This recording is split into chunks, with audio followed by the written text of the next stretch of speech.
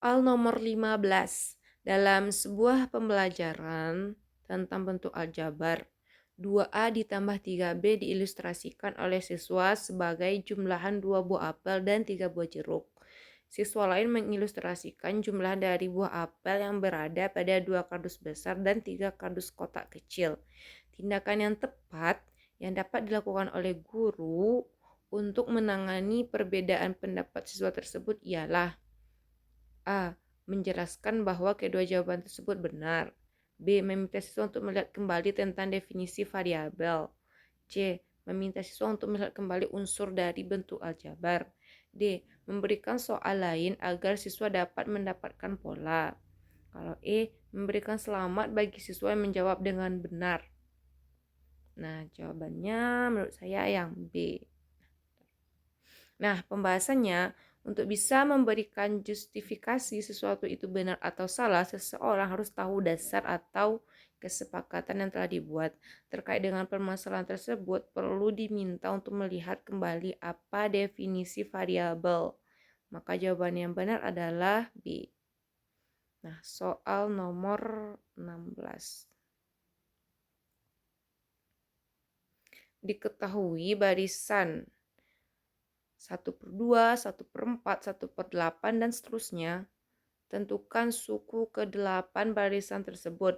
Dari pilihan jawaban berikut yang merupakan pengecoh yang kurang tepat adalah: A 1/28, habis 1/256, C 1/512, D 1/1024, E 1/2 tambah 2 tambah 2. Nah, mungkin jawabannya adalah E, jawaban yang paling tepat, E.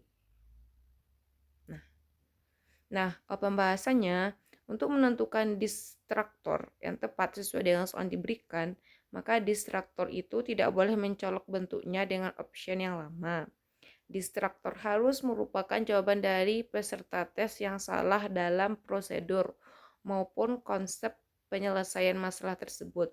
Jawaban E mencolok berbeda dengan option yang lain.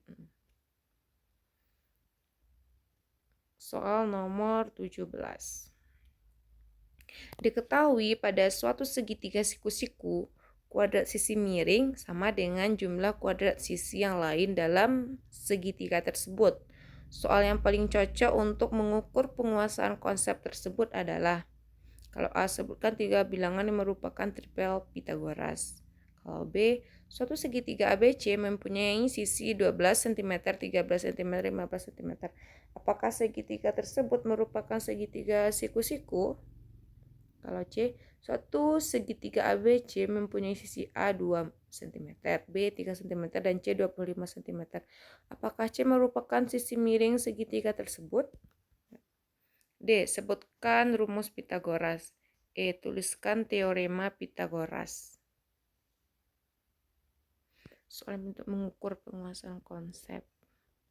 Mungkin B, C ternyata. C, apakah C? Nah, pembahasannya, pemahaman siswa tentang kalimat kuadrat sisi miring sama dengan jumlah kuadrat sisi yang lain dalam segitiga. Bisa juga menjadi bukan kuadrat dari A ditambah kuadrat dari B sama dengan C kuadrat dengan kuadrat C kuadrat dari C, akan tetapi kuadrat dari A ditambah B sama dengan kuadrat dari C. Maka soal C cocok untuk mengukur penguasaan konsep teorema Pythagoras, seperti C. Apakah C merupakan sisi miring segitiga tersebut? Soal nomor 18. Pada saat siswa diberi soal tentang masalah kombinasi, siswa banyak yang salah dalam menjawab soal tersebut. Setelah dianalisis, kesalahan mereka dikarenakan salah dalam menerapkan rumus dan menganggap permasalahan yang diberikan adalah masalah permutasi. Tindakan yang sesuai untuk menangani kesalahan siswa dalam menjawab soal-soal tersebut adalah: A. Memperbanyak contoh-contoh soal yang menggunakan rumus kombinasi. B. Memberikan latihan masalah-masalah kontekstual tentang permutasi. C. Memberikan latihan masalah-masalah kontekstual yang dapat membedakan antara permutasi dan kombinasi. D. Membandingkan rumus permutasi dan kombinasi. E. Memperbanyak latihan soal menggunakan rumus kombinasi. Nah, mungkin jawaban yang tepat menurut saya adalah yang C.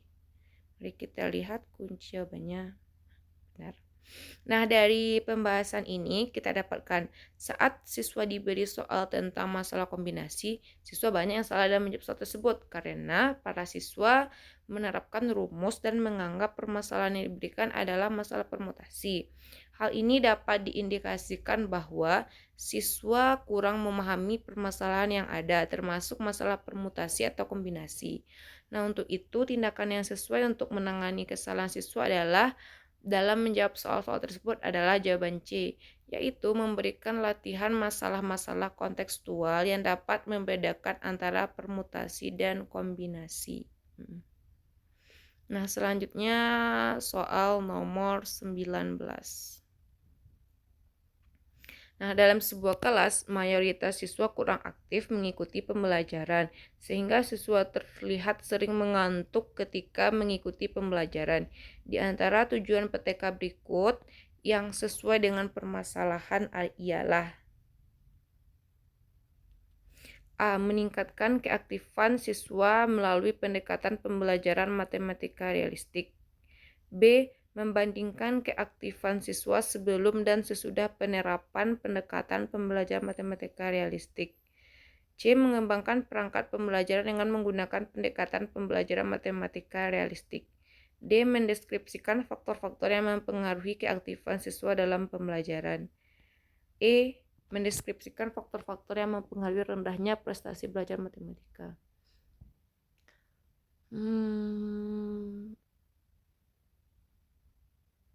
A. Mungkin jawabannya yang A. Ternyata benar. Pembahasannya, penelitian tindakan kelas bertujuan untuk memperbaiki proses pembelajaran. Kalau dalam pembelajaran mayoritas siswa kurang aktif, maka PTK itu dilakukan dengan tujuan melakukan pembelajaran yang bisa meningkatkan keaktifan siswa. Untuk itu jawaban yang tepat adalah A. Nah, soal nomor 20.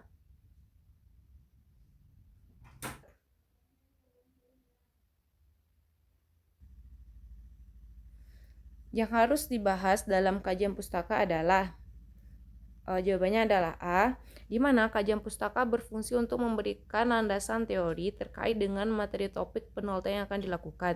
Terkait dengan judul tersebut, pada kajian pustaka sekurang-kurangnya membahas tentang berpikir kritis dan pengajuan masalah pada problem solving.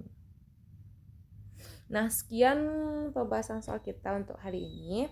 Mohon maaf jika banyak kekurangan. Saya akhiri dengan Assalamualaikum warahmatullahi wabarakatuh.